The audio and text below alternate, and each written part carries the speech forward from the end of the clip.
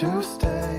Hello and welcome back to Beyond Boards, a podcast dedicated to the culture of skateboarding in all its shapes or forms, from wheelies and power slides on crusty industrial architecture to switch tray flips down flawless LA spots and everything in between. Today's guest is one of my all-time favorite skate videographers. For the last 15 years, Patrik Wallner has traveled across Europe and Asia to bring his visual traveling crew, composed of skaters from all around the globe, to the most unusual places for skating such as Kazakhstan, Iran, Madagascar, India, Mongolia to name a few, and has produced many beautiful skatementaries, as he likes to call them, out of these trips. He's currently living in Hong Kong working on different projects while waiting for traveling to be safe again to jump on another adventure with his friends. So here's my conversation with Patrik. I hope you enjoy it.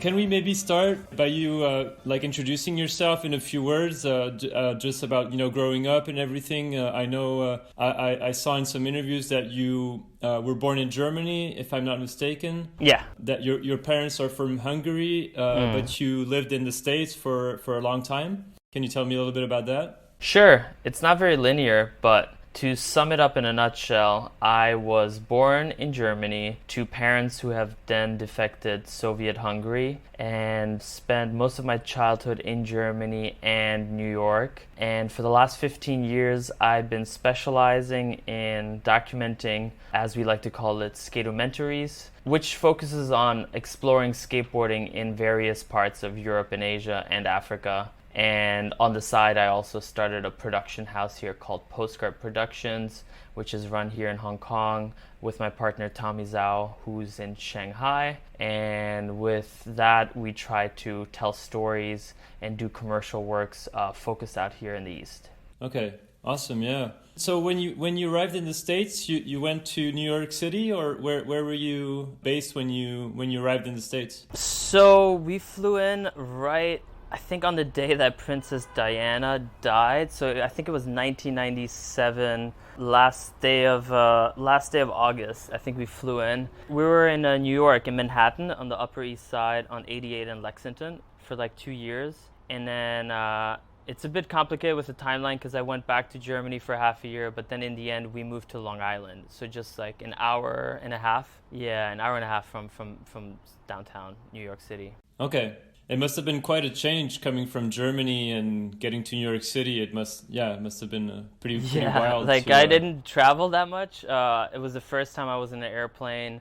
I think the town that I was living in Germany didn't have buildings higher than 10 floors, or it was just day and night. I couldn't really believe it. I didn't speak any English either, so like Hungarian is my mother language, then I learned German, and then my parents pretty much tossed me into fourth grade in the US, and I just had to learn English. So I think it was the best way. And I was that age too. I think your brain is like a sponge when you're 10, so I just picked up a lot of things quite easily at that time. And yeah, I was just lucky to have that opportunity, just to be able to go and live in the US for that long.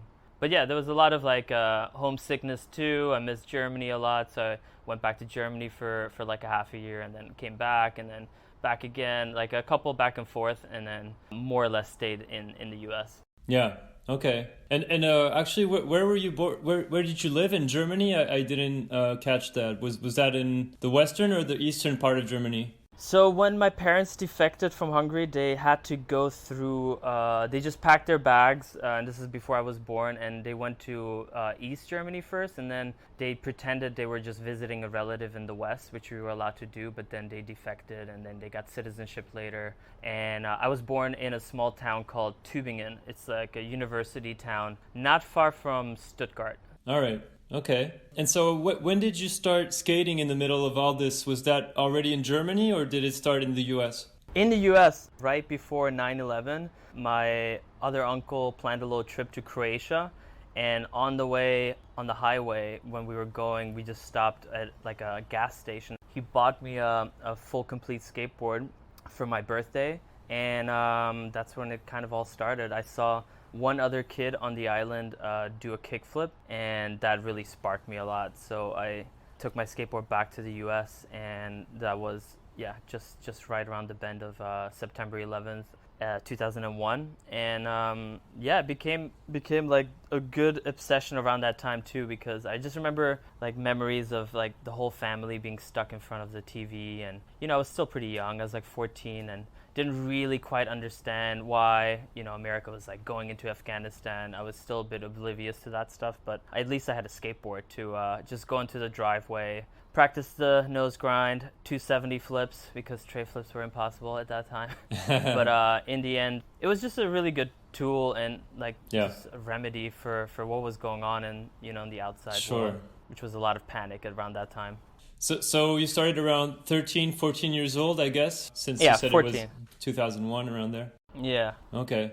Did you try to get sponsors or stuff like that, or did skating just always stay something really fun, and that you weren't concerned with trying to pursue a career of some sort in skateboarding? Or I don't think that I ever really thought I could get to that level, but there was a time, maybe I learned really fast. Like I got my first kickflip within 2 weeks, and I think a tray flip was like a half a year, and then I was just exponentially growing, and then it just like flattened out. I think I just didn't have the balls to like jump down stair sets too much, and I ollied a 9 within my first year of skating, but then it just didn't really, I was just scared. I broke my wrist, I like opened my shin up, and I was just always a little too scared to just commit to something bigger. But yeah, so it always stayed like a fun way to express myself. And at that time already, I was filming a lot with like my mom's camera, and it just slowly evolved to the point where I was getting more happiness of just capturing the skating than actually doing it. Like I was still like learning new tricks and having fun with it, but at that time, maybe around 2003 or 2004, I figured out how to create this fisheye with like a clip-on fisheye that I found online for really cheap, and I made a tube for it to make it that vignetting, because I always thought like the VX 1000 vignetting was always so beautiful, and you can go so close to the shoe, and the tricks look so big. And I think I got more obsessed about the way how to capture skateboarding, then it just transitioned to filmmaking, more or less. Yeah. And so what age were you when you started filming? Was that right as you started skating, or was that a little bit later? Well, at first we didn't really have a camera that was working, so I remember I used my webcam. So I would have to bring my laptop or the computer or desktop at that time to the window to film my tricks. We got this small little Canon zoom camera, and I was just borrowing a lot from my parents. And then around 2003 and 2004, I would do small trips to Paris by myself and with some friends. So this time I was living in Germany again, more or less, because I moved back for like a year or two. Okay. Yeah, so I would just hop on a train, or my friend would drive out there, my friend Ollie Schneider. We were just doing these little frequent trips to Paris to like skate the same spot that was like Flo Marfang and Alex Carolino, and everyone was skating, and They Don't Give a Fuck About Us, the Lord's video. Yeah, like Bercy, Le Dôme, Yeah, Le Dôme for sure was a place we hung out a lot around 2003 and 2004, and then obviously also Barcelona, because around that time it started becoming more of the mecca for skateboarding. So yeah, just did some odd jobs, worked in supermarkets, made some money, and then saved up enough to buy airplane tickets, and we were staying in youth hostels with my friends, and very memorable times, fun times when Barcelona was still fresh and undiscovered. Yeah, it was magical around that time, and that's more or less when I started focusing more on the filming aspect, and I just got more out of editing everything together. So like I would come back home to Germany and had to go back to school, but then I would edit everything together, and yeah, it just enticed me a lot around that time. Yeah. So did you go to like a specific like art school or something to learn more about filmmaking, or did you pretty much learn all of it on your own? I did later. I went to like a contemporary media practice course in London around uni time, but I didn't go to school for the filming that I've learned during skate filming. It was mainly just trial and error, and then when I got a bit older, when I was 17 or 18, I started going into New York City a lot. So when I was back in New York, and I was filming basketball games at that time at my school. So like my art teacher knew that I was filming a lot, and some parents were looking for a filmer to film their kids doing basketball, like playing high school basketball tournaments around Long Island. So I at that time had a VX, and I started filming these games, and I was making DVDs for these parents, and I had a full-on like small factory just producing like DVDs of the certain games we were filming, with each cover being of the kid who was playing on the front cover. So I had to do a bunch of photoshopping, but it was like $20 a DVD, and that's when I noticed that there's some good money to be done with that, and which later transitioned with like visual traveling trips that we sold on DVD. So yeah, through DVD sales and through filming these basketball games, I had enough money to go to New York City over the weekends, and then I somehow became friends with Billy Rohan around that time, because I was at 12th and A, like this skate spot where everyone skates in the Lower East Side. I just bumped roads with Billy, and I think he saw my dedication, and he let me move into his place. So I was like living on the weekends on his couch and filming him, and at that point I was like still so young, and I was just blown away. I mean, he was a legend around that time, more or less, already in the making. And because he's a little bit older, right? He's like around 40, I guess, now, or something. Yeah, 2005 it was his 25th birthday. So yeah, he should be he should like be 40 41 now. Yeah. Okay. Yeah. He was always very nice to me, and he just more or less used me like his personal filmer. So I would have to film like random things that were going around. I mean, even when Harold Hunter died, he asked me to like film the funeral, and then he had some crazy ideas. He just wanted to like have snowball fights from his rooftop, and he just I was in for it all. I'm like, all right, Billy, whatever you want, I'll film it. And it was cool because around that time there's a lot of other Florida skaters that I was really close with, like Vincent Santelli, James McGinnis. These are all people from Florida that just moved up to New York City, and they taught me a lot about how to use a fisheye properly, how to film, you know, where you have the center of the spot in the frame, and then the skater coming in. So I learned more from just the older skaters who knew how it worked, and then I just picked it up along the way. Yeah, that's sick. It's funny that you mentioned Billy Rohan, because I actually wrote to Nestor and also Walker Ryan yesterday. Yeah. I told them I was going to talk with you, and I asked them if they had like some questions or like jokes that they wanted to share with you. And actually, I think Nestor mentioned that you had spent quite some time with Billy Rohan skating and filming him and everything, and that I should ask you about that. So. Oh, there's too much. I mean, Billy is just, he could write volumes. He's just a character. He has so much legend. Yeah, he's just a person. Unfortunately, you know, he also suffered a lot with bipolarism. And right. Yeah, I remember he talked about it in an article not too long ago. Right. I heard about it then. I didn't know about it before, but yeah. Yeah, he wasn't very open about it while he was going through it, and I think he once Vice did a piece, or a couple years later, when it was more accepted to talk about stuff like this, he opened up.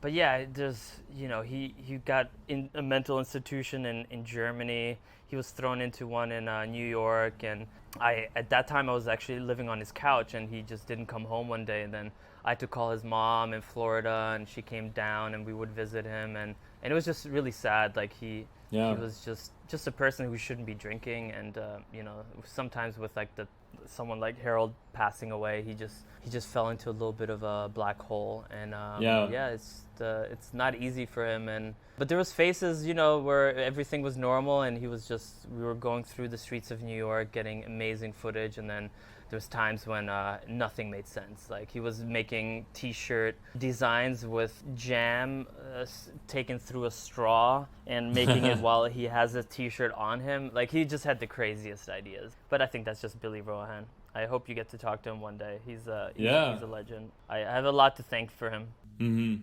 Cool. So when did the visual traveling start, basically? When did you come up with the name, and when did it become a thing, basically? I mean, you mentioned about starting traveling, first going to Paris and everything, and when did it actually become more official, so to speak? Well, the whole reason why I came back to the U.S. was in Germany there was 13 years of schooling at the school that I was at, and I figured, wow, if I come back to New York, I can just do high school, and it's like multiple choice tests. And all I wanted to do was move to Barcelona at that time, because I was already going on frequent trips, but I just thought the only way that I could really progress like my career with skate filming was to be where everyone is at, Yeah. And around that time, I bumped roads with Claraval, Anthony Claraval, who used to film for 411, Right. a dear friend of mine still. And he told me when I was like, I think 17, 18 or 19, he told me like, wow, you could film for 411. And that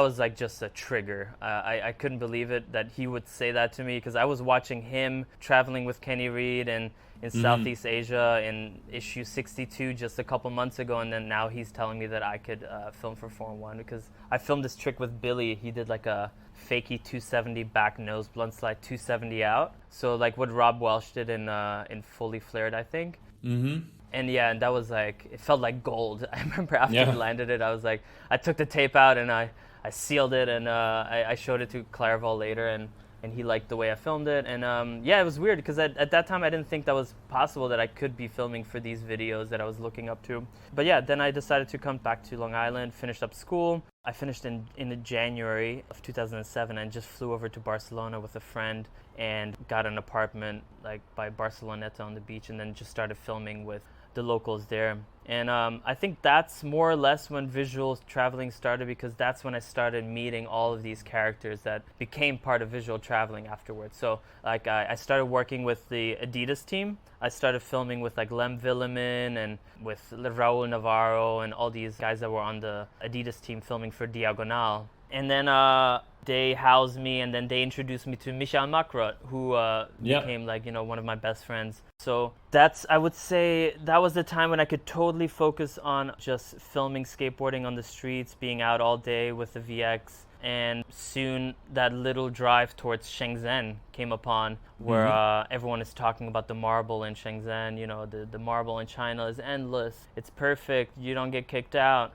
And then around that time, I think 2007, is also the first time that myself, Josh Zickard, and Danny Hockman, we flew to Shenzhen to film some stuff for visual traveling, like for like my website. And yeah, it slowly evolved. Like these are the very early stages, but then over the years, it really morphed together when we decided to do the 10,000 kilometers trip, which was at that time like the benchmark for like how much skateboarding can we endure in one trip. Because I started planning that trip, I started talking to Mering, who's done the Trans-Siberian before, and Kirill Korobkov, a Russian friend of mine. And, it seemed like we could do it in a couple weeks, but I was like, why don't we just try to do it like for a 2-month-long trip and stop in all these Siberian cities, in Mongolia, and all over China, and just make a longer skate-documentary piece. And that also got onto DVD, and that was like a big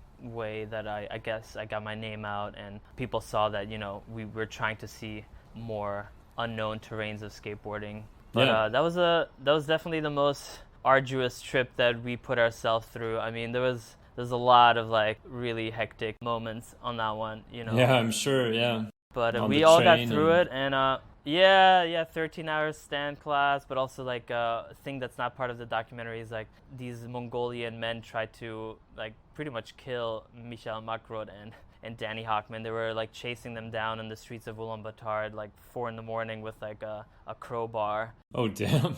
Because they tried to get out of a taxi without paying correctly. It was on my birthday too, and then we had to all like run out with rocks, try to save them. We were trying to like yell their names, and they were hiding on a rooftop. Yeah, there's a lot of stuff that I couldn't really film, so it didn't really make it into the documentary. But yeah, that was a wild one. I mean, a lot of these places have changed now, and they're a bit more safer. But 2009, it's still a bit wild out there. Yeah. So how do you basically plan on a trip? Like, do you basically have an idea, like, oh, let's just go there? Or basically, how do the ideas for all these trips come about? Are these solely your ideas, or are there sometimes some of your friends that mention, like, maybe we should go there and do this? Or how does it work out, basically? It's a combination, for sure. The thing is, like, I'm not paying for all these guys to come on these trips. It was, at that time, it was just everyone was curious and everyone wanted, all these people who were coming on the visual traveling trips, they were just very keen on seeing these parts of the world. Like, for example, the 10,000 kilometer trip, the Trans-Siberian, was because I was filming with Michael Mackrodt for my first DVD called Translations in Vietnam, and I noticed we were talking about this article that he read that said that the Trans-Siberian Railroad would stop within the next 5 years. So we pretty much got peer pressured into doing the Trans-Siberian, thinking it's going to be done. But in the end, it was, I guess, just all rumors, because if you really think about it, the train connects the entire nation from east to west and south, north to south, so it doesn't make any sense for the Trans-Siberian to stop. But yeah, once we did that trip, if you look on the map, you know, all the way from Moscow to Hong Kong in one continuous journey where we didn't take any planes, can we keep doing this in a, you know, clockwise formation around the Eurasian Peninsula? And we all really love Southeast Asia, so the next trip was the Mandalay Express, which took us from Vietnam to Myanmar. And that one was just a given because we wanted to be in that part of the world and wanted to explore a bit more. And I was already living in Thailand at that time, filming for a skate shop. So it just all made sense with the whole ornate idea of having this trip that combines the whole two continents, Europe and Asia, into one, and doing this like circular motion around it. So the next trip after that was like South Asia, where we went from Bangladesh to Sri Lanka, and then we did one with Meet the Stands, where we filled in by checking out all the stands in between, and then one through Persian version, where we went through Iran and the Caucasus. So it's just like geographically it makes sense when you look at it. Like, it's not we all wanted to go to Brazil. Like, it wasn't like we didn't want to go to South America or somewhere else, but we just were really keen on seeing what skateboarding can entail within, you know, most of Asia, that we are all pretty excited to discover. Yeah, and kind of connect all your video pieces together and have a sort of coherence throughout your work. And Yeah. So you mainly traveled through Asia and Europe, and so you mentioned South America. Maybe that's something we can talk about later, but I know you're focusing more maybe on Africa nowadays. Is that kind of your new continent, so to speak, where you're going to focus most of your research in the next few years, or are you going to work all over the world, basically? For the Redbull projects that are produced by photographers Sam McGuire and Luke Jackson, who are close friends now, that have been also very interested of just like seeing more of the upcoming skate youth of the African continent. So we're just trying to go to places and just tell more of their stories of how skateboarding has shaped their life or, you know, influenced them. So the last 4 years or so, started dipping more into Africa, and, you know, whereas the visual traveling trips never really took us there, we did at first once plan a really ambitious one where we tried to go all the way from Cairo down to like Cape Town, or even to like Rwanda, through like 15 different nations, but that never came through because it was just a bit too wild. But with the Redbull projects, it was just a bit easier because we had a budget, and we could just do a couple little trips here and there. Like Walker Ryan came on one when we went to South Africa and Namibia and Lesotho. And then we did one in Ghana recently, in Kenya. And there's still so much more to explore in Africa, and there's still these small emerging scenes, and ones that also surf, the ones that skate, and I think there's just a lot more stories to be told. It's just unfortunate that it's like really hard to make it into some of these countries. Like, my biggest dream is to go to like Eritrea in Africa, or Chad, but it's just not that easy to enter these places. So at the moment, I think we're just focused on stories, and I think we got hopefully one coming up in Botswana, one in Rwanda, and some more in Western Africa. But yeah, we'll have to see how COVID pans out. And there needs to be a bit more attention towards Africa, because I don't think most people realize, but with the statistics of population growth in Africa, it's just multiplying. Like, for example, Nigeria is going to have 410 million people by 2050, which is like it's bigger than the size of the United States and like the Caribbeans combined, and it's a small nation. And Africa itself will be up to 4 billion by by the end of the century. So yeah, it's crazy. there needs to be just a bit more documentation there, and just voices of the youth that are, could be in a very competitive state sooner or later in their life when, with the overpopulation. And I think bringing in skateboarding and teaching them different values and, just overall patience and just even the skill of skateboarding and just for them to have fun. I think it's a good way for us to just try to bring it to them. And same what like Nestor is doing too, like just try to provide boards for them or at least tell their stories with like short pieces. And luckily Redbull has been pretty passionate about that too. So hopefully we can continue next year.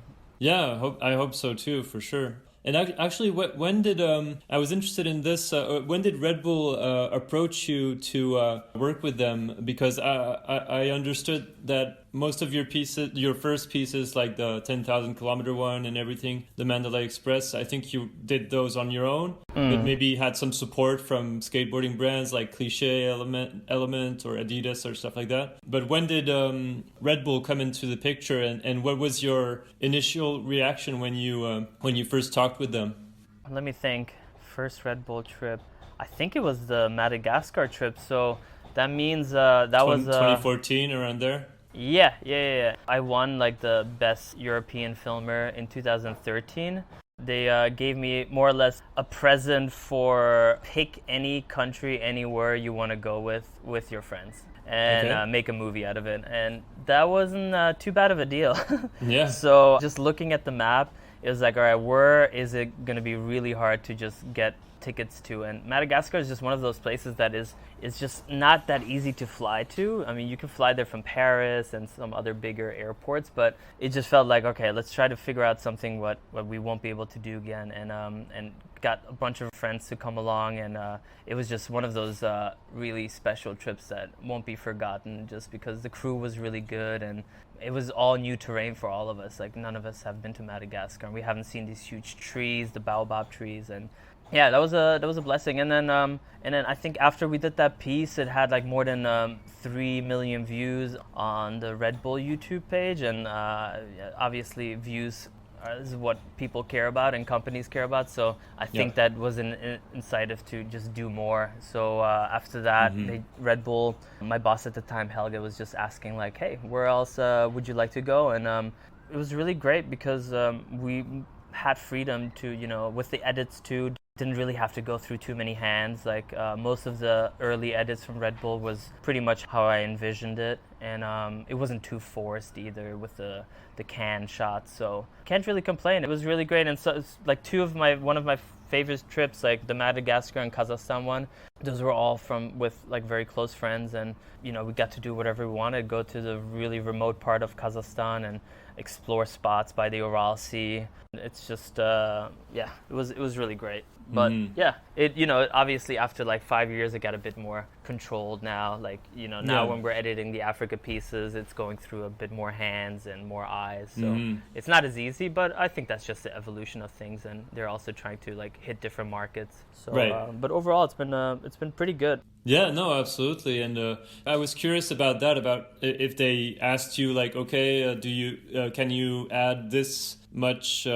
footage of like skaters drinking Red Bull cans or stuff, or like should they be wearing, I don't know, logos on their boards or on their clothes or something? I was wondering if you had any directives. I don't know if that's the right word in English, but like pretty much telling you what you should do with that. Yeah, the hats had to be there.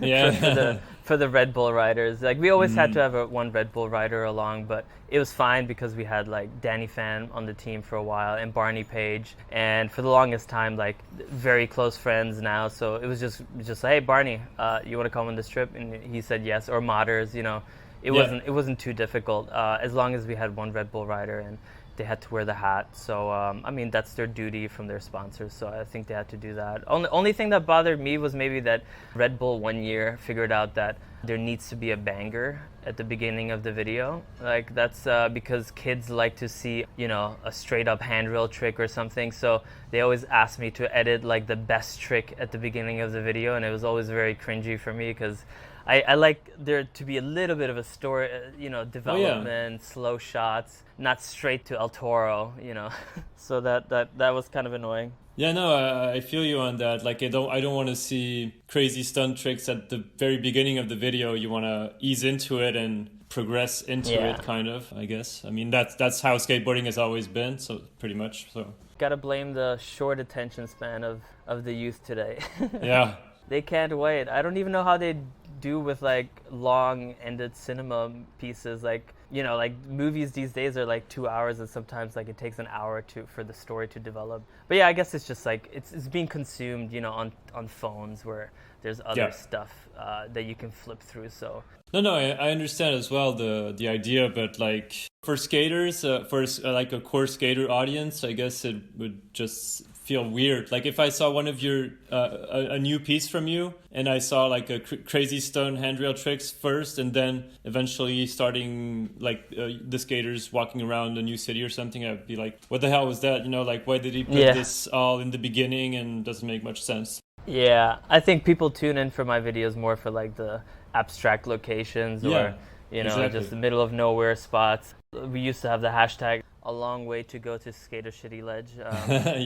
That's what people I want to see, not big bangers, but it's okay. We've dealt with it. Yeah. But so it seems like Red Bull has let you some creative freedom with your work and let you pretty much do your work like you used to do it before you worked with them.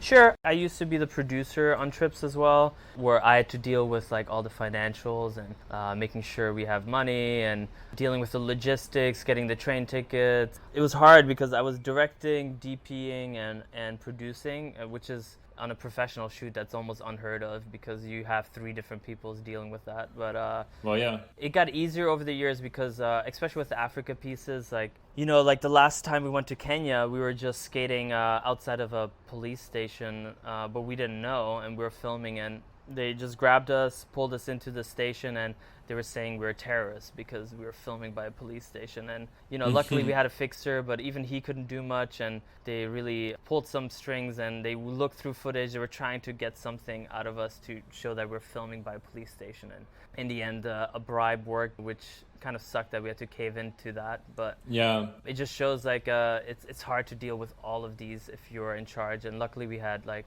our friend Luke and Sam and everyone could deal with it, and I was able to just slip into the background, and luckily the police officers didn't even see my camera, so I was like had it in my backpacks, but they were checking through all the other photos and stuff. But yeah, stuff like this just happens on trips, but it's just good when you have like multiple people, and especially locals to like help you out. But in that case we had like the locals were like 12-year-old kids. Samuel and Balu, and it's just hard to these situations just pop up, but luckily we got out of that one. And so it seems like you in many of your videos, you're with pretty much the same crew. There's like a core crew of the visual traveling crew. Like I don't know how to say his name. Is it Michael or Michael Mackrodt? I'm not sure how to say his first name. People have a hard time. Yeah. In America, it's like Mickey Mackrodt, but in German it's Michael. But I think in French, like I don't know how you guys say. I would say Michael, kind of like with a K. That's how I always wanted to say his name. But like I heard you say it differently earlier, and I was like, oh, okay, that's how you say it. But maybe I said it the American way, Michael Mackrodt. So anyways, like Michael Mackrodt, Kenny Reed, Lawrence Keefe, Walker Ryan, Dan Zverev, who also made a lot of the illustrations in the early videos. Yeah. Like this seems to be like the tight core visual traveling crew, but also on every trip there's like newer people that come along. Is that basically how you try to do it? Like to keep like some friends and like some people who have been on previous trips, and also bring some newer people inside, and also mix nationalities and backgrounds? Is that how you try to plan it out, or? It was hard because so many times people were always down initially, but I usually send out these long emails, and then more or less all these guys you just mentioned, they were just down to buy plane tickets. All of these guys were just really curious too, like curious people intrigued by, finding these skate spots. So we were all in the same boat. We all collaborated where we thought like, can we combine like this country? Like sometimes we would start off going on a trip and we would end up somewhere else, Like when we did Meet the Stans, we were supposed to end it in Turkmenistan, but then we didn't get any visas, and it's the whole story's in the video, but we ended up in Afghanistan, but like we never really knew where we end up, and these guys were just down for that adventure. But we would sometimes have some new faces just to switch it up a little bit. It was just always fun to have some new guys along, and some guys who have not left the US for the first time. I mean, I think Rob Wooten came to Kazakhstan, and it was his second time outside of the US. He's only been to Bahamas, I think. It's always fun to just have someone new along, so we always try to get someone else. And from like Dave Baginski to Casey Rigney to there's always been some random guys. Well he came on the motorcycle trip, which was Vietnam one or Vietnam, I think. The Killing Season, it was called. Right. Yeah, that one was a crazy one, and it was cool to have Jerry Sue on it. I mean, he's one of those guys. You grew up watching his video parts, and just probably one of the most stylish skaters out there. And just seeing him, how he acts, how he walks, how he rides a motorbike. Well, he wasn't so good at riding motorbikes. That wasn't his forte. Didn't he have like an accident or something, or? Yeah.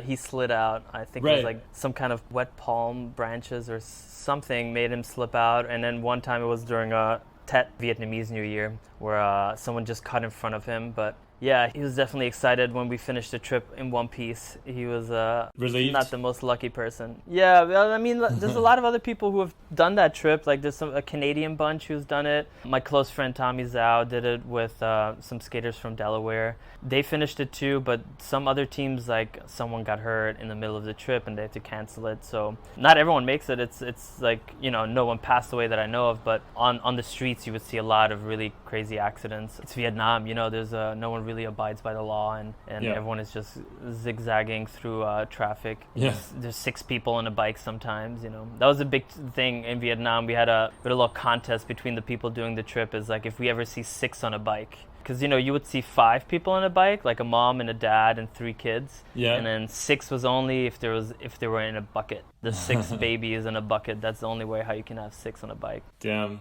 But yeah, it was that trip was definitely a good one. And then we did another motorcycle trip just recently, 2 years ago, in the mountains north, which was just stunning as well. And I just got my motorcycle license here, finally. After doing all these crazy trips with without no a license at all. Yeah, I just thought it might as well just make it here. So I just passed my test a couple weeks ago here. Oh, congratulations.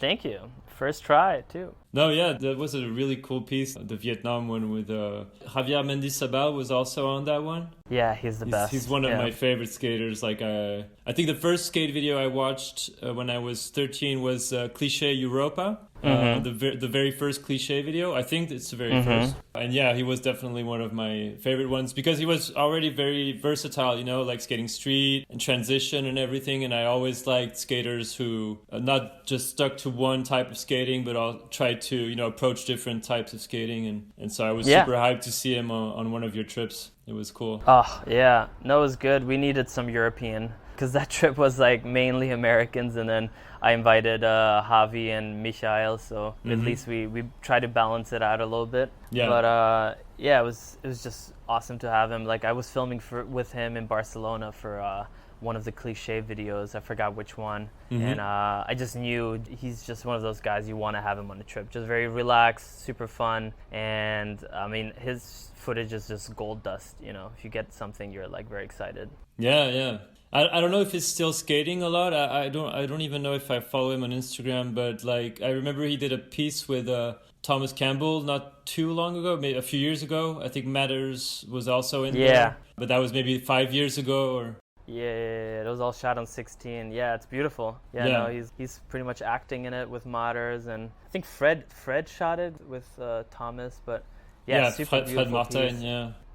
Yeah. No, I remember that one pretty well. So this is kind of a random question, but I was just wondering, I saw that you went to North Korea at least once, or I think a few times for your visual traveling trips.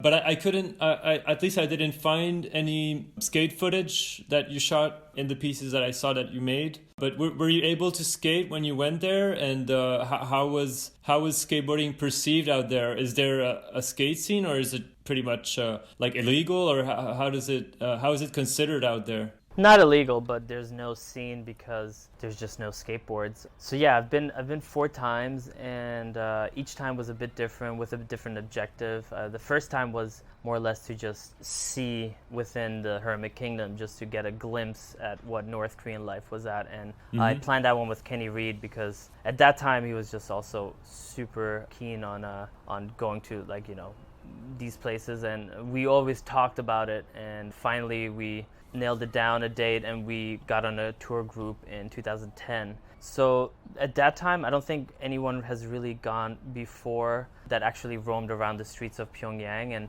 we stepped at it slowly because obviously at that time it was still very controlled of even what you can see in Pyongyang, because the capital city is, you know, the city that the country and the government is very propelled to, like, show to the outside world because it's beautiful, it's very well kept. You can't really see poverty. But at that time, you were still not allowed to bring, like, a zoom lens. You were not allowed to shoot outside of the bus. So it was difficult times to really capture skateboarding, and no professional video cameras at that time. So I couldn't even bring the VX, and I was constrained to, like, an analog camera and, like, a medium format film camera. So I was mainly just trying to shoot photos, and at that time Transworld said they would give me a couple pages, so I think they ended up giving me 4 pages in one of the issues around 2010, and it was of Kenny skating in North Korea. But yeah, the main goal was to just at least get one shot of him skating through the city. We got this push on an 8-lane street right by Kim Il-sung Square, which I was really excited about because you can't really get it that easily. And even though the whole country has only 0.1% of people own cars, it's not very populated. But we had 2 tries at it before our minder was, like, shouting at us in full scream, like, "Kenny, come back!" And then luckily got the shot, and then we got one more time when we got a photo of him tray flipping underneath the Juche Tower. So we got away with some stuff, and it's just like a really interesting glimpse into a nation that has, you know, not really changed much and hasn't really adapted to capitalistic standards. So yeah, it's very sad when you're there, and you know, I need to emphasize, you know, it's North Korea is, like, going through hardship, and it's not a nation that is, you know, just brainwashed and happy. It's quite sad, actually. A lot of the moments when you're there, it's like you wish, you know, the borders could open or it could reunify with the South. But, you know, there's not much you can do besides, you know, actually just going and being nice and, you know, just seeing what the people are like. And unfortunately, you're not allowed to talk to them. It's illegal to talk to North Koreans while you're there. But plus, they don't even speak English. And there's just a lot of rules. You can't leave the hotel room at night. You know, you're not allowed to roam off by yourself. So it was really hard. But each time I went with different skaters. We just got away with a bit more. Just, you know, every time it was like a layer of an onion. Just got a little bit closer of understanding and seeing how life within North Korea is. And we found more spots too. So the second time, Lawrence was able to grind like a small handrail. We got away with the photo there. And then the third time we went to a skate park, and that's where they introduced us to a local skater, which was this girl dressed up in, like, very like fancy school uniform, and then she just, like, pushed around with, like, one of those skateboards that has just, like, I don't know what it's called, but you, like, go left and right and it just takes you forward like a snake board. Oh yeah. So she wasn't even really skating. And then they had one skateboard probably from the black market in China, and my friend did an ollie and broke the board. There's footage of that. So we left a bunch of boards there, but who knows what's happening to it. They're not really against skateboarding. The regime and, you know, the Kim dynasty, more or less the rulers of North Korea, they don't really have anything against sports or, you know, any kind of, like, gymnastic activities that skateboarding might entail in their eyes. But it's not even that it represents Westernism or capitalism. Like, I think they would be keen to take skateboarding to the next level. And I've talked to a bunch of different brands that wanted to bring skateboarding in, but no one could really commit. Like I talked to multiple brands, but it's just a bit expensive because you need to get a bunch of permissions and stuff. Yeah. So it's a bit hard. But maybe I've become the board member now for Make Life Skate Life, and we're just toying around. I just toyed around with the owner Arne, saying we should maybe try to go to North Korea and build a park there or something. But it looks really difficult. But maybe one day. So when was the last time you were there? Do you remember what year that was? 2015 was the last one, and there we went to the very remote northeastern part of the country, the Hamgyong province, and that one was probably the craziest because it only opened up to tourism just recently before we went. So there's only been 100 to 200 tourists that went there before. So people were very looking with big eyes when they saw us, you know, skating on the streets. And we actually found like a big wave to skate, and we got to stay at a North Korean home, which you can only do in that part of North Korea. So we stayed with like a family, which was obviously pre-coordinated, but it was still a family, and you could tell like they were also kind of excited / confused of us staying there. But it was quite an adventure. But I can imagine. Luckily, I mean, some crazy stuff happened too, where this French photographer lost one of his cameras, and that's a prison term. Like, you can't lose your camera when you're in North Korea. You can't just misplace it. It's just highly illegal. Like, you could go to prison. And then luckily, we had an extra undeclared GoPro. Someone accidentally brought in a GoPro, which wasn't written down when you entered the country. Right. We were able to swap it out on the exit, so they never noticed that a camera was missing. But yeah, one camera was gone. But it was unintentional, and poor French guy, he was just like, he was sweating on the way out. But luckily nothing happened.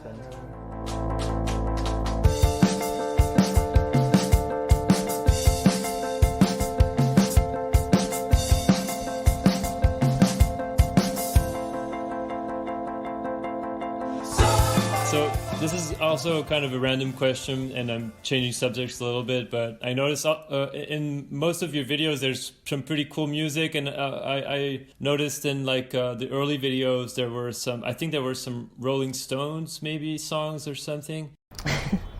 Don't say this, because Mick Jagger will get me.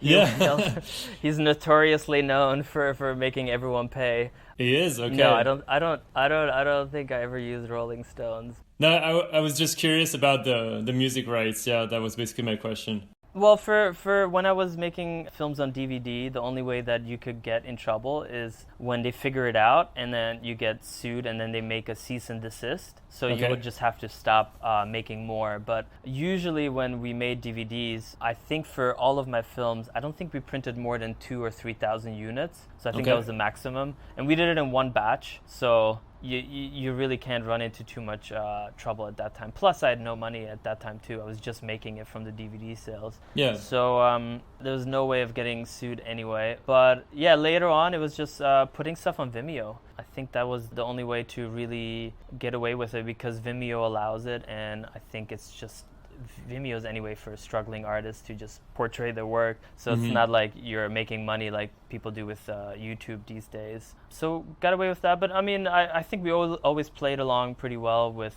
musicians that could also feature the work. Like, we used some of the pieces for like the Adidas, the Splits. We used a song from one of the homies, and then I think anytime when we worked for bigger brands, we just got the music rights, paid for it, and sometimes it was easy, sometimes it was hard. I mean, sometimes I made a little China edit for Converse, and the artist wanted 5,000 USD for 3 months of usage. So it was just like, I don't know if that's gonna work. Yeah.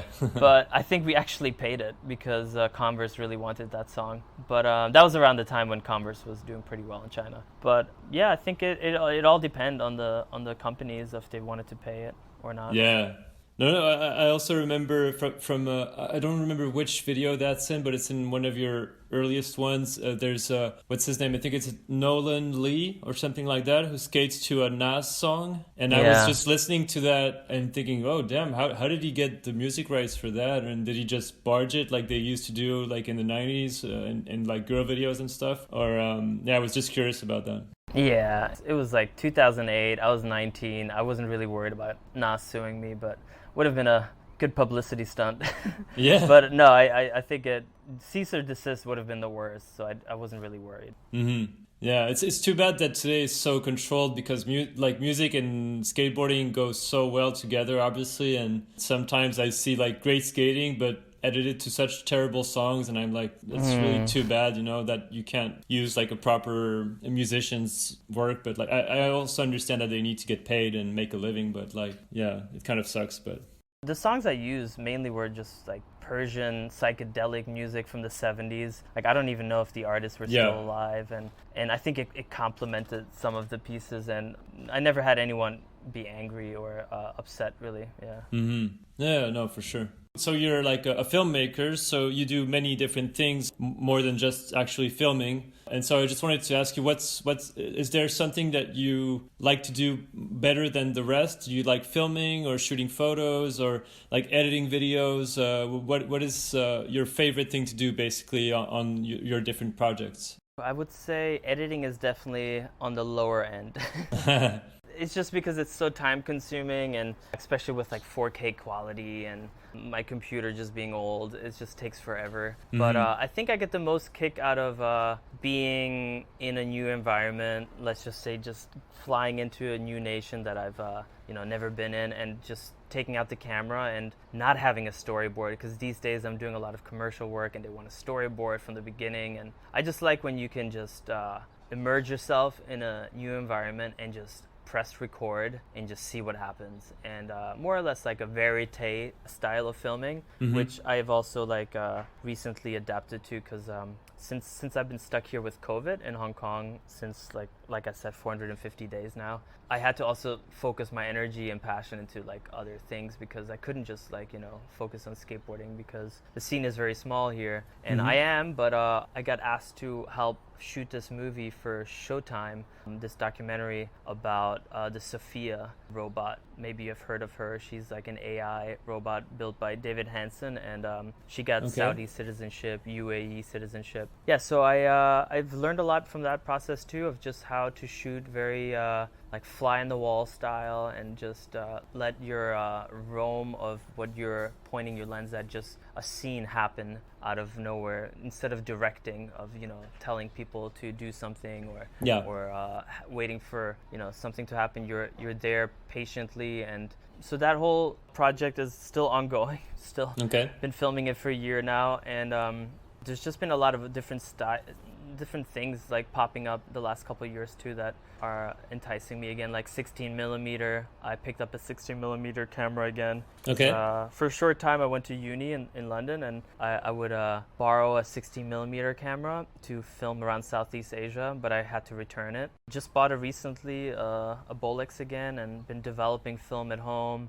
black and white and color, and just documenting the city, because Hong Kong is changing a lot too. So it's been fun just going back to its like primitive nature of filmmaking, like splicing the film. Like I'm actually like cutting scenes out, with a scissor instead with the mouse. So loving the whole process of analog filming again too. So I think I just step back, put traveling on hold for now, and just let my other passions kind of come to life. And I think that entails a bit more documentary filmmaking too, but also we've been doing a lot of commercial work for our production house here too, so just coming up with small concepts. So cool. It's not been a boring year. And luckily Hong Kong's also been, like during this whole COVID crisis and pandemic, it's been locked down, but you could more or less move around freely. We never had a lockdown, like a literal lockdown where you couldn't leave the house. Like there was times when you couldn't be in a restaurant, or the restaurants were closed, or the beaches were closed, but we could always roam around the city still. So I explored a lot. I found a lot of really cool spots, and that's pretty much what I'm gonna try to do with Nestor, like he was saying. Right, yeah. You're working on a project with him? Yeah, well, hopefully once borders are open, all of these guys already said yes, they would come out. Some of them already had tickets too, but yeah, we wanted to just film like a piece here in Hong Kong, because the spots here in Hong Kong are not known for being easy. Like if you go just across the border, I mean, I can take a bus in an hour and be in Shenzhen, and it's easy. But here it's just really hard. The colonial times have really left crusty spots for the skaters to digest here. And I just found a lot of really unique looking spots, and I'm just trying to film a piece here that will hold its time and just really show the diverseness of Hong Kong, because everyone thinks it's just a vertical city, but it's filled with nature too, and there's a lot of really unique spots that have natural twists to it, like rocks and just really interesting greenery surrounding. And then hopefully have like some creative skaters come over, like I don't know if you met Phil Zwiesen. Yeah, I've never met him, but I know of him, yeah. Yeah, he can skate the rain, he can, or Gosha, he can skate on snow, like most of the guys who came on visual traveling trips, like, are pretty good at skating. Adapting. Stuff that's not really made for skating. Yeah, exactly. So hopefully these guys can come out by the end of the year, maybe early next year. We'll see. Cool. Yeah, that would be awesome. So Nestor is supposed to come, Walker as well? Yeah, Walker, Sibo Walker as well, who just had a baby. But we'll see Jasper from Thailand. He's a friend as well who rides for Produce, a skate shop that I used to film for. Okay. And then we also have modders interested coming, Michael Mackrodt, my friend Toby Olbrich, and then just like a bunch of friends from the US as well, and then just Russians, like the old visual traveling crew, all combined. Some Japanese skaters, Lawrence, Keith, but he just had a baby too. Yeah, so I saw that, yeah. Popping babies left and right. Yeah. So we'll see who can come out. Yeah, hopefully film something strong again. Like I feel like the last stronger skate piece I did was the splits with Lawrence in Japan and the Adidas team, and that one was cool because I noticed like filming all these skatomentaries, it's just hard to get creative because you're already submerged in this like new culture, and you just have to digest being there and understanding your surroundings, whereas when you can only focus on skating, you can create so much more. And with the splits, we had time, and I think it turned out pretty fun. And I just want to create something like that here in Hong Kong because it's a special place for me now. My wife and I have been here for 4 years, so it became home, and hopefully it works out. No, absolutely. I look forward to seeing that. And actually, so you just said you've been in Hong Kong for 4 years, and before that you were already living in Asia, right? Yeah. So more or less around the time when we did 10,000 kilometers, when we arrived in Hong Kong at that time, I actually went to a uni here for a half a year. Okay. And then I was still studying in the UK. And then I got offered a job in Thailand by my friend Simon. So I moved out to Bangkok. And then that became more or less my home for quite a while. And I was bouncing around between Shanghai, Shenzhen, and then just being a nomad. Yeah. But Bangkok has always been like a home since like the late 2000s. Okay. So was living there with my wife for a couple years, and then after a while, just flat cities get on your nerve a little bit. It was also the traffic. Bangkok is known for its like very congested traffic, and I think it's just missing the mountains, nature a little bit, and Hong Kong has it all, like beaches. Some beaches are like could be mistaken for the ones in the Maldives. Like it's really unique here. So I'm actually glad I got stuck here, but yeah, 450 days is a bit too much. Like I can't wait to roam around a little bit more, but yeah, it's definitely a wild time, turbulent time to be here because with the whole the political crisis as well. And I wanted to ask you about that actually. What has been your experience basically of all these protests and everything that's going on with China? It's just sad to see an era come to an end for Hong Kong because with the one country, two systems, it just meant that Hong Kong enjoys its democratic freedom till 2047. Right. But I think China interpreted that treaty a bit differently. They saw it as a transition. So I think for them it was just once the protesters were trying to extradite, or they were trying to get rid of this extradition law, they just saw it as a way to also bring a bit more stability into the country by imposing a bit more stricter laws. So it's sad because you see some companies leaving, like Vans just left Hong Kong. They're moving to Shanghai, and some other, I think New Balance also closed up here. So like if you just go back in time 3 years ago, the mood was much different than now. Yeah. Like it just feels a bit more dystopian. But you know, if you, I'm looking at the window right now, and it's just everyone is just still doing their daily hustle. I think Hong Kongers in general are just like very strong, individual-minded people, and they're driven by a lot of things, and I think they can just keep hustling. But it's definitely a weird time. I think there's like a lot of geopolitical changes happening around the world. I think you can see it all over the world, you know. I'm a little worried, but staying optimistic. Mm-hmm. Yeah, we'll have to see. Do you plan on staying in Hong Kong, or do you think you'll eventually leave as well and go somewhere else? Or Work-wise, it makes sense to stay here, and also I just want to like still do some more projects here. Mm-hmm. But I can obviously see in the near future my wife and I moving to somewhere else. We're toying around with the idea of moving to Georgia, the country in the Caucasus region. Oh yeah. Just because we love it over there, and I've been many times because it had a couple de facto countries that I needed to check out for the Eurasia project. Mm-hmm. Beautiful mountains, wine, very good food, great people. The writing system is interesting, their history. So yeah, it's just toying around with ideas, maybe there, and then obviously maybe somewhere in Europe or Australia, because my wife is from New South Wales in southern Australia. So we'll see. We're still young, so yeah, absolutely.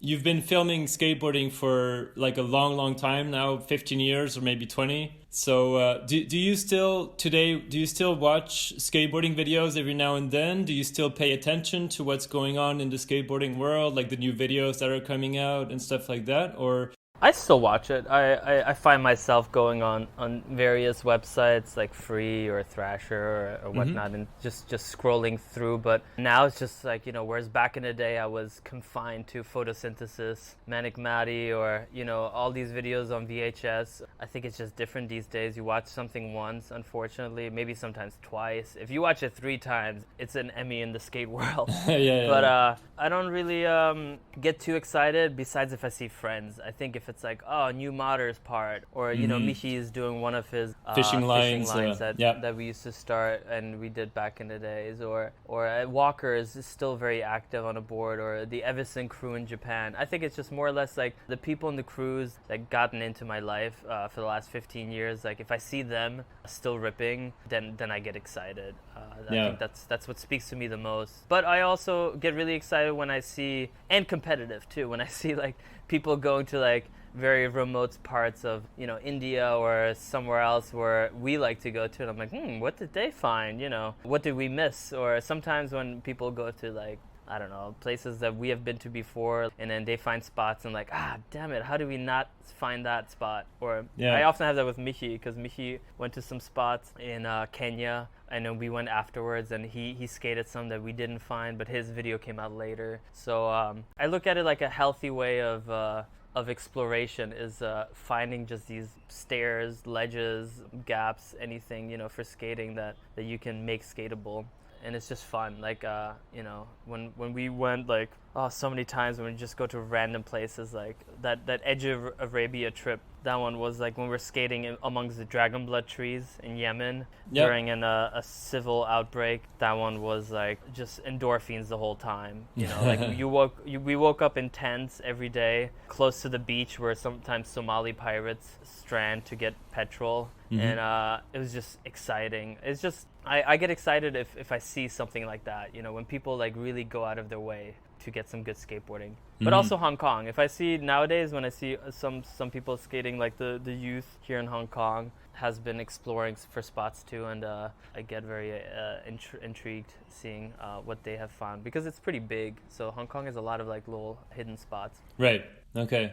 Yeah, cool. Is there like a video that you remember seeing not too long ago, like a kind of a full-length skate video, but a recent one that you watched and that got you psyched on skating a little bit, or is there something that comes to mind? Full length?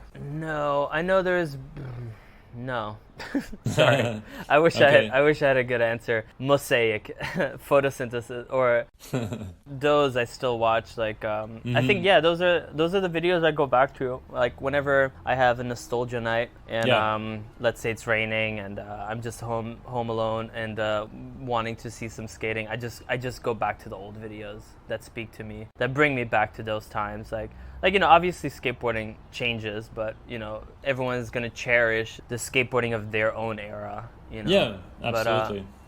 But sometimes it's also a bit boring watching the old stuff because, it's kind of good to see some new stuff as well. But, nothing too recently. But, maybe Spirit Quest was really good. That was a couple of years ago.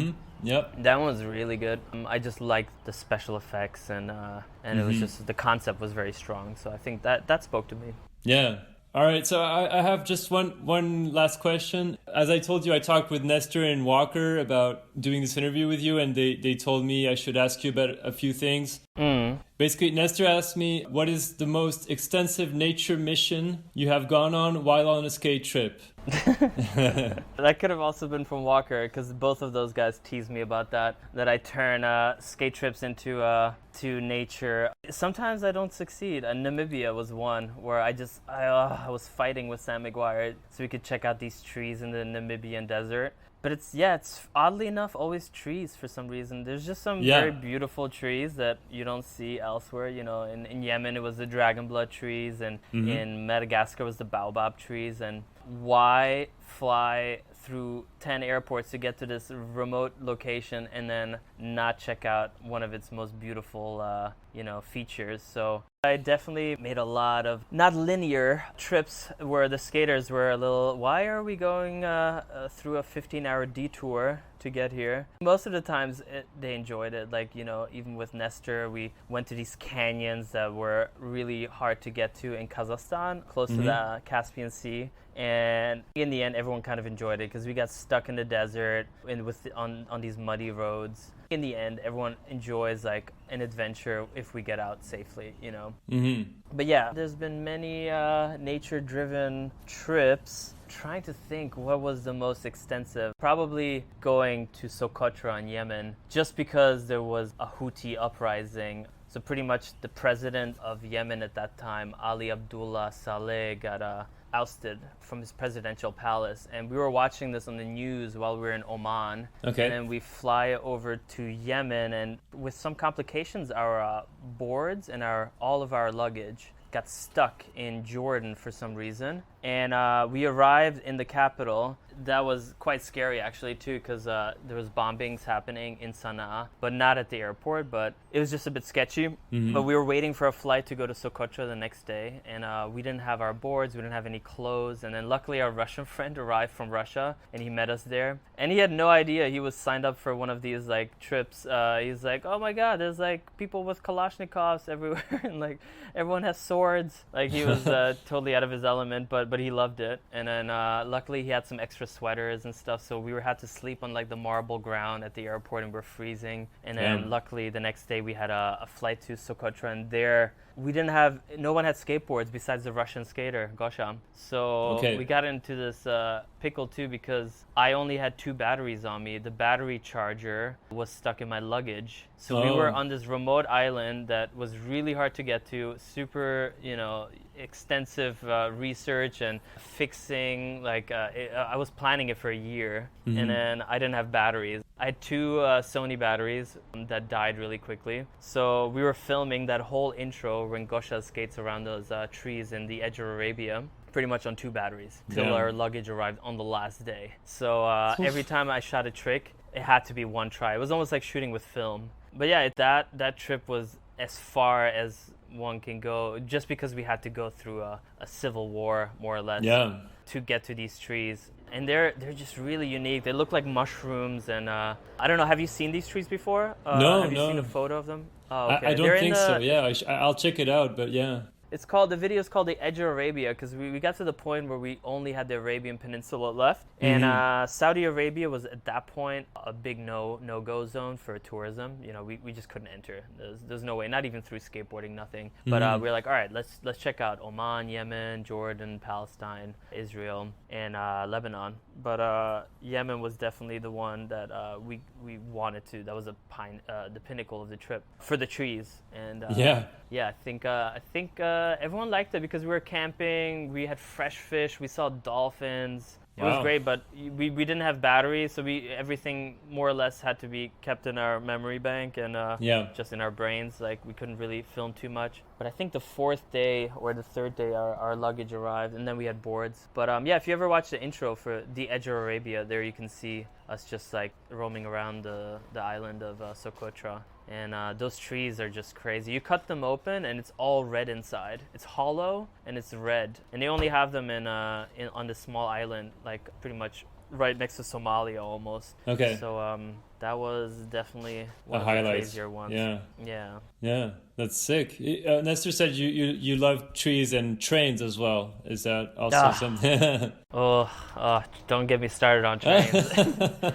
I adore a long train. I mean, it puts me to sleep. I don't know. I think maybe because I'm maybe now thinking about it, I never really thought about why I like it so much. But I'm always just filming whenever we are on these skate trips, and then the only time when I can film skating is on the train. So whenever we had these trips, like in Meet the Stands or Persian Version, or almost on every trip that we did, we had these long train rides, but 10,000 kilometers the most. Yeah. Because that was actually 10,000 kilometers of train rides. But it was always a time to unwind, mingle with the locals, play cards, crack open a bottle of wine or some beers, and just look at the scenery around you. And it's always these old like Soviet cars that you have to get boiling water from to just heat up your soup. It's just very photogenic. It's always very fun. Whenever every 5 hours or so it stops, or a couple hours, and then you can get off for 10 minutes and just roam around. And everyone is just very friendly, and you just have a great time. And people who are tired from skating for the last 7 days, they just sleep the whole time. So it's just like a win-win. I think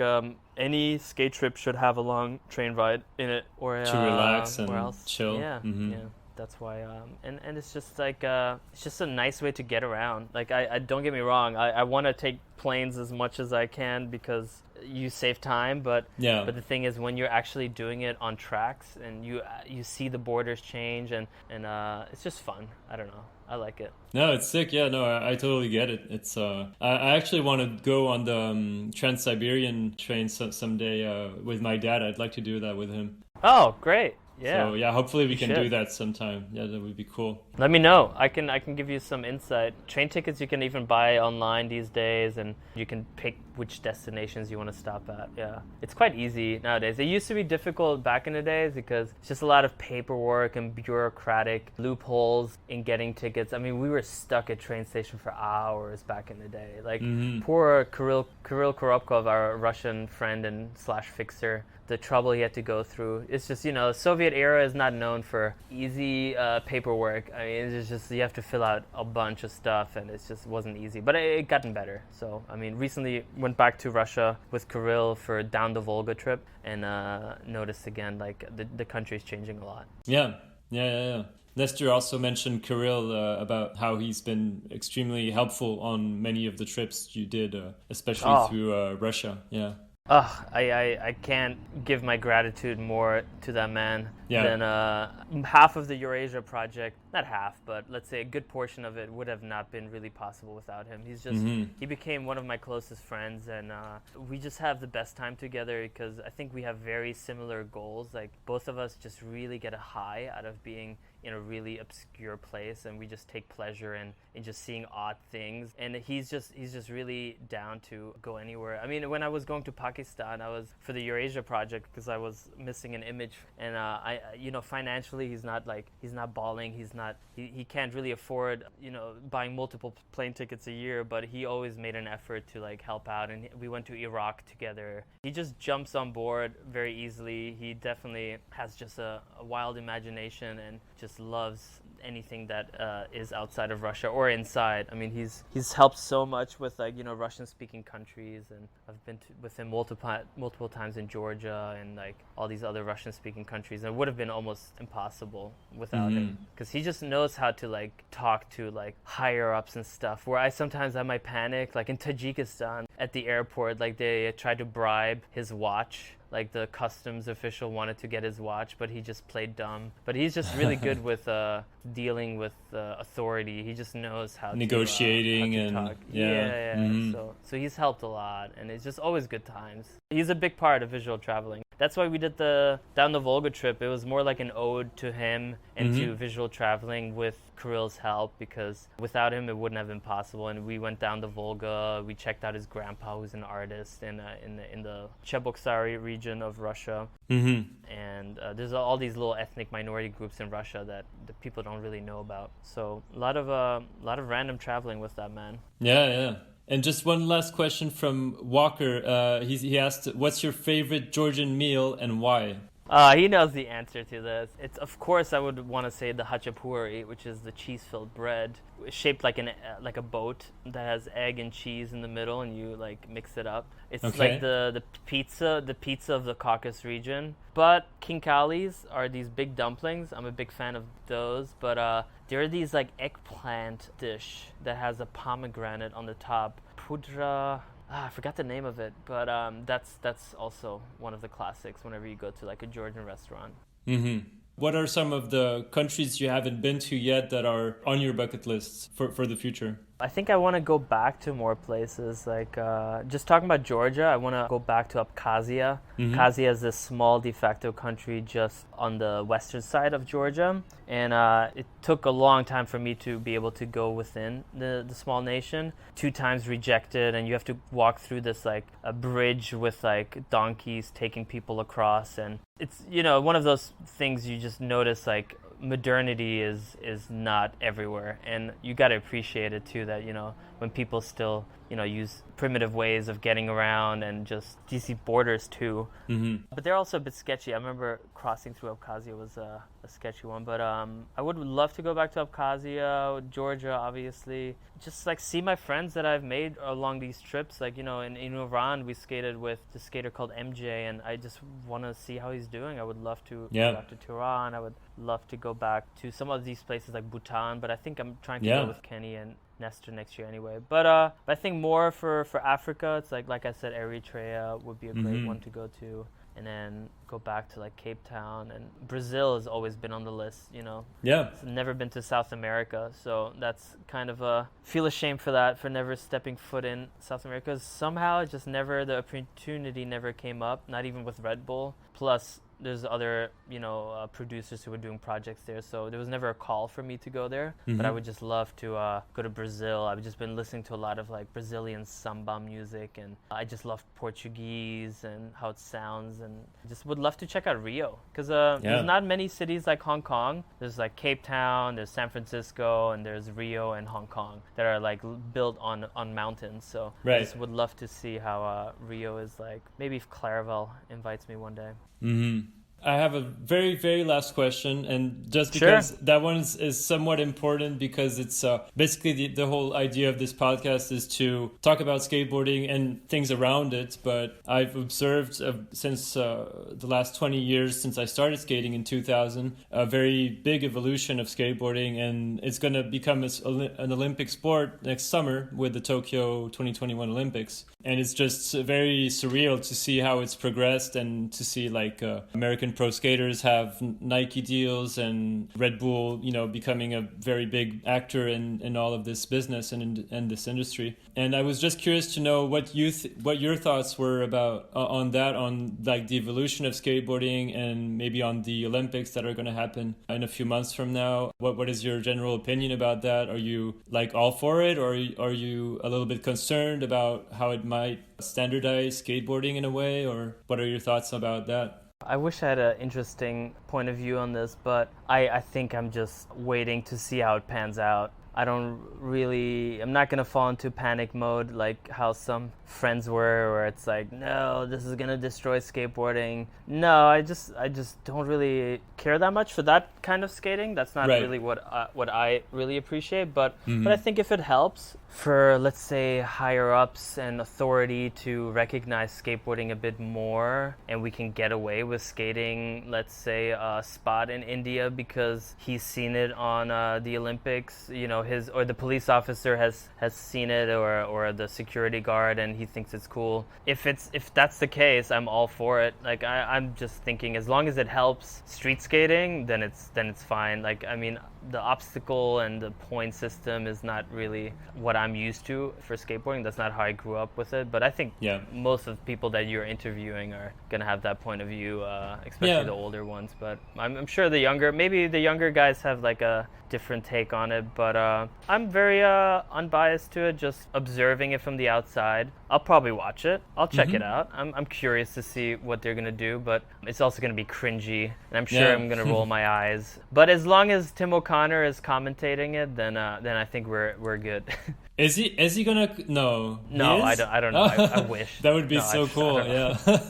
I mean, I'm putting the word out. Yeah. He was one of my favorite skaters growing up. For sure. Yeah, he's amazing, and he's the funniest dude. Yeah. Yeah. As long as they can put humor into it, but I don't know if Japan is really used to sarcasm, so I don't know if that's gonna really work out. But we'll see. Yeah. Hire Tim. It should be a campaign. Hire Tim for the Olympics. That's cool. We're gonna launch a hashtag or something. Yeah, like please do. Tim O'Connor. Start it. That would be so sick. It's going to be interesting to see. Like you said, I agree with you, and I'm not really looking forward to it in the sense that it's not the kind of skating that I really enjoy as much. But I'm curious as well to see how it turns out, and how, you know, like the U.S. team, the French team, and all the other countries will perform, you know, and who will go skate there. Like, it's just going to be an interesting development. But yeah, you know what? You know, if it ends up getting parents in China or elsewhere that looked at skateboarding like a rebellious activity, for them to let their kids to start skate, then it's a positive thing. You know, if it encourages kids to skate, and they do their research and look in the history books, and don't forget that street skating is a thing, then it's fine. And I've seen kids at the parks here that are really young, and they're ripping, and you can tell, like, some gonna embrace it, some won't. It's just gonna be a bit divided, but we'll see. Maybe like I said, Tim for announcer, and we're good. All right. Well, I think that's a great way to end this conversation. Thank you very, very much, Patrik. It was really, really nice talking to you. It was fun talking to you. Yeah, all the luck with the podcast. Thank you. Looking forward hearing more of it, and hope France and Europe gets rid of this pandemic, and then borders are open, and I'm sure we'll catch up sometime in person. That's it for my conversation with Patrik. I hope you enjoyed it as much as I did. Go check out some of his amazing videos on his website, patrickwallner.com. Follow him on his Instagram account @visualtraveling, and keep an eye open for some of his new projects. Thank you for listening to this episode. See you soon for a new episode of Beyond Boards.